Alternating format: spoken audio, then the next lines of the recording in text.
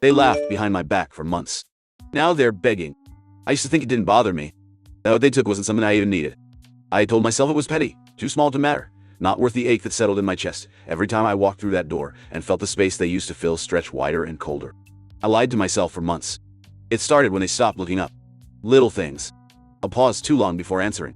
An unread message left sitting there for hours, sometimes days. I told myself I was overthinking it. People get busy.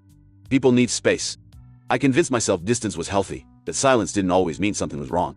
But I felt it. God, I felt it before I could even name it. I tried harder. Smiled bigger. Made excuses for them when friends started asking why I always showed up alone. I laughed it off. Told stories that made them sound like someone they hadn't been in a long time. I held onto the image of us so tightly my knuckles ached from grip. Because letting go would mean admitting I had already lost. The night it broke, I didn't even cry.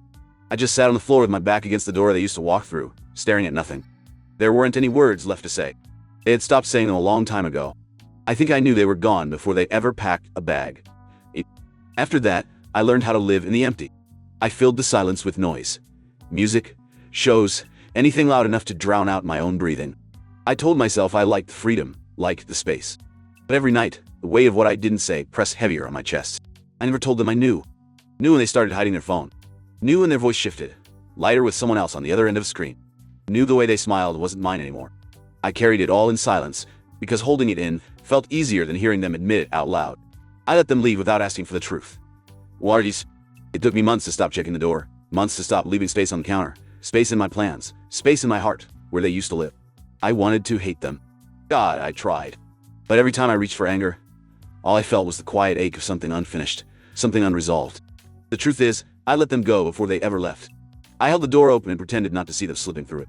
I let them walk away, so I wouldn't have to watch them stay and love me less every day. Now I fill the space differently. Not with noise. Not with distraction. But with the quiet knowing that I survived it. That I'm still here. That sometimes, the hardest thing isn't losing someone, it's learning how to live without the parts of yourself you gave them. And I'm learning. One breath at a time. This was just a short version of the story. If you want to hear the full, detailed version with every raw moment and reflection, check the pinned comment, you'll find the link there.